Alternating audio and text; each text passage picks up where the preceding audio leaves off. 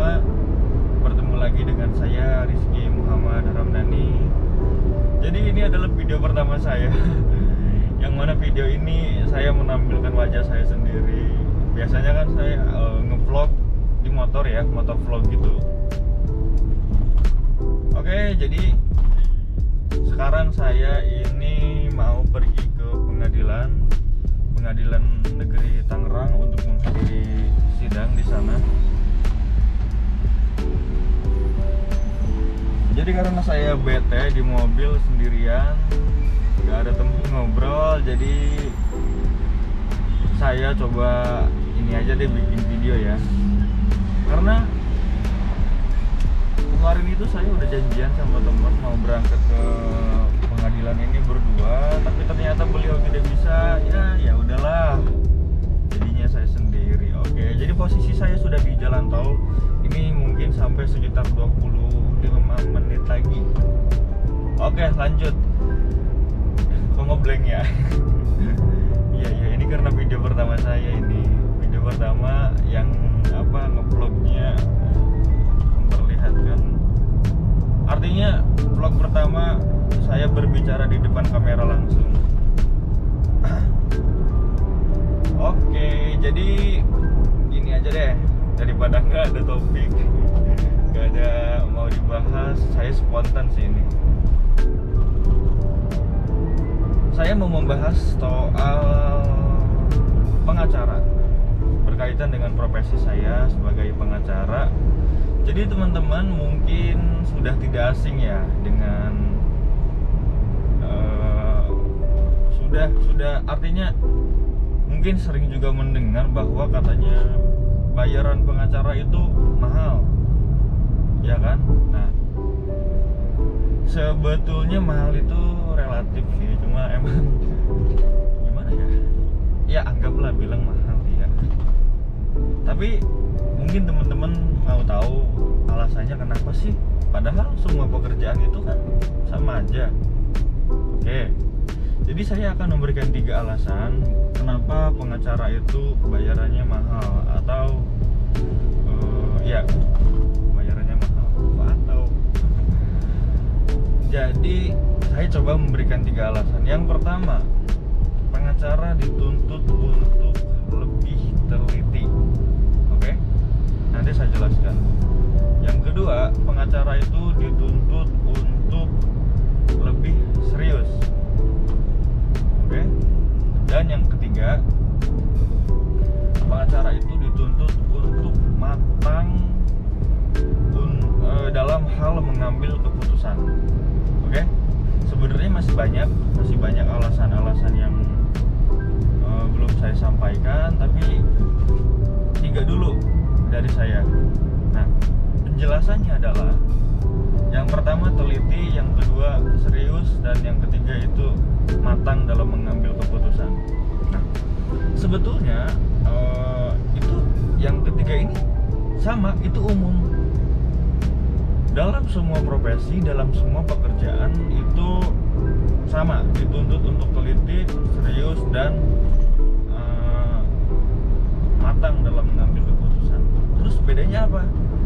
Bedanya ini teman-teman. Jadi bedanya itu adalah dari akibat yang ditimbulkan, ya kan? Akibat yang ditimbulkan dari sebuah gini aja, simpelnya adalah bedanya adalah di resiko yang dihadapi oleh seorang pengacara dan oleh pekerjaan-pekerjaan lain. Oke, saya coba berikan satu contoh. Saya coba bandingkan pekerjaan sebagai pengacara dan pekerjaan sebagai apa ya? Coba.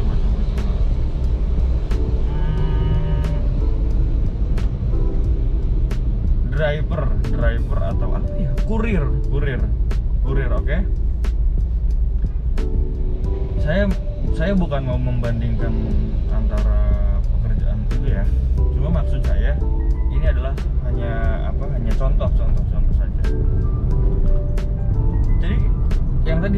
bedanya apa? Bedanya itu ada di resiko, ya kan? Nah, gini ilustrasinya adalah seorang kurir yang ditugaskan untuk mengantar barang. Misalkan barang ini adalah sebuah gelas, ya kan? Gelas, misalkan gelas 1 lusin ya, gelas 1 lusin misalkan harganya itu bilanglah 100.000, ya kan? Nah, jadi di dalam di dalam perjalanan si kurir ini dalam perjalanan mengantarkan barang tersebut ke tujuan, ternyata si kurir ini lalai, dia melakukan kesalahan yang mana barang yang dia bawa itu dia ikat di jok tetapi talinya kurang kuat. Akibatnya apa? Jatuh yang kemudian barang tersebut hancur. Oke? Sekarang kita beralih dulu ke profesi pengacara. Seorang pengacara yang sedang menangani sebuah kasus. Contoh. Nah, ini nanti teman-teman bisa paham lah. Seorang pengacara yang menangani sebuah kasus, misalkan kasusnya adalah apa ya? Sebentar. Kasusnya adalah sebuah sengketa tanah. Misalkan tanah ini seluas kurang lebih 1000 meter misalkan, ya kan?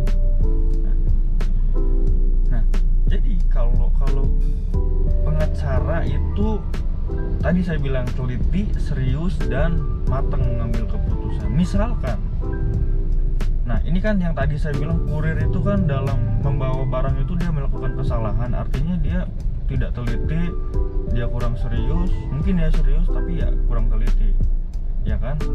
Kalau bicara mengambil keputusan, ya itu sudah benar, dia memutuskan untuk mengikat tali itu barang itu di belakang, tapi dia lalai, ternyata jatuh. Resikonya oke, lanjut dulu yang ke pengacara. Nah, jadi si pengacara ini dalam menangani kasus, misalkan dia harus menggugat lawan, yang mana dalam gugatan itu objeknya yang tadi saya bilang tanah seluas 1000 meter. Nah, terus di dalam perjalanan untuk menyelesaikan kasus ini, tiba-tiba si pengacara ini dia kurang teliti. Contoh kekurang telitiannya itu adalah si pengacara ini melakukan kesalahan dalam hal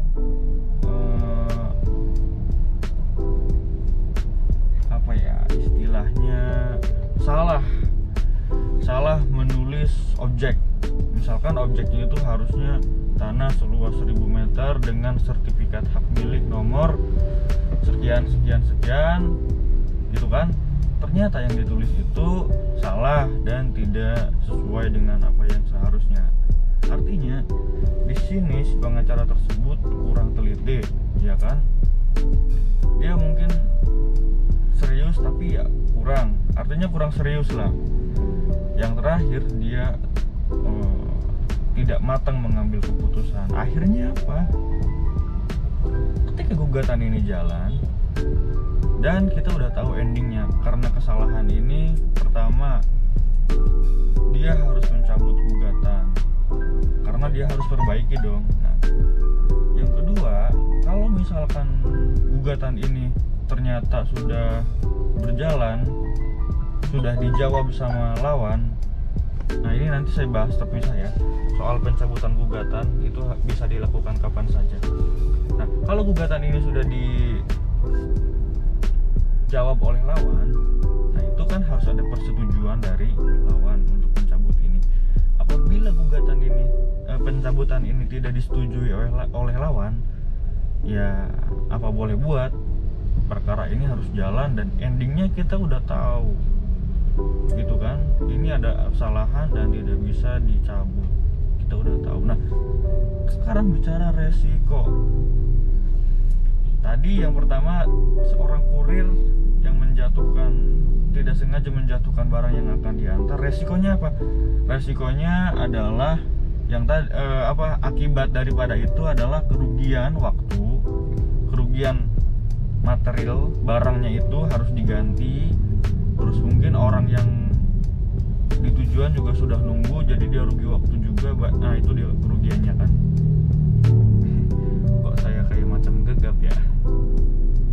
Itu oke. Nah terakhir yang kedua itu kerugian risiko yang dihadapi pengacara. Nah resikonya yang tadi, dia karena melakukan kesalahan, dia secara moral dia merasa malu sama kliennya karena dia melakukan kesalahan. Yang kedua, klien juga rugi. Kerugiannya itu yang tadi saya bilang, tanah yang sedang dia usahakan untuk menjadi kembali ke tangannya itu menjadi jadi posisinya jadi tidak jelas gitu. Mungkin bisa kalah gitu kan, mungkin bisa seri atau NO. Oh iya, nanti saya coba bahas tentang ini ya, tentang putusan pengadilan itu apa aja gitu kan, ada menang, ada kalah, ada NO. Nanti saya bahas terpisah ya. Oke, apalagi tadi? Oh iya, itulah dia. Jadi kenapa pengacara bayarannya mahal? Resiko yang dihadapi oleh pengacara itu sangatlah besar. Itu dia. Saya juga tidak menganggap resiko yang dihadapi seorang kurir tidaklah besar, tetapi kita melihat daripada mungkin teman-teman bisa membayangkan kalau si kurir menjatuhkan gelas yang dia antar, barang yang dia antar itu bisa diganti lagi dan mudah didapatkan dalam waktu yang sangat cepat.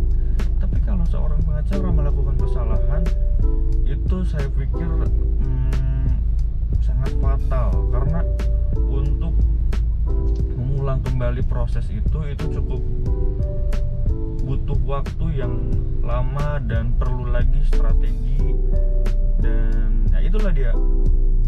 Jadi itu teman-teman alasan kenapa pengacara itu memang bayarannya mahal, ya kan? Kok ya kan? Iya. Ya saya pikir itu dulu ya video dari saya. Mohon maaf, saya tuh gagap kalau ngomong di depan kamera karena ini video pertama saya. Aduh, salah apa bener yang saya sampaikan ya? Bener lah. Cuma mungkin ada pendapat dari teman-teman yang itu tuh kurang, enggak kayak gitu.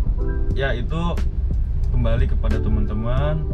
Hanya saja itu yang saya sampaikan ini adalah berdasarkan apa yang saya alami selama menjadi pengacara 4 kurang lebih hampir 4 tahun saya jadi pengacara. Ya jadi itulah yang saya alami, dan itu semoga bisa mengedukasi teman-teman semua yang sama-sama pengacara atau bukan pengacara, tetapi ya hari gini itu hari gini orang nggak tahu pengetahuan, nggak tahu informasi yang jadi orang itu gini deh, kok jadi ngaco videonya. Gimana ya? Ya pokoknya informasi ini saya tujukan buat siapa saja, mau pengacara ataupun bukan pengacara, karena pada dasarnya semua orang, semua masyarakat itu wajib mendapatkan edukasi yang sama gitu. Karena orang yang berpengetahuan dan berwawasan sangat luas itu orang yang tidak akan mudah dibodohi. Oke teman-teman, itu dulu video dari saya. Mohon maaf jika ada kurangnya. Saya tahu sih banyak kurangnya. Oke, wabillahi taufiq wal hidayah. Wassalamualaikum warahmatullahi wabarakatuh. Mantap. Ngomong-ngomong jalannya macet, bos. Nah, lihat. Ya kan? Ya udah. Dah.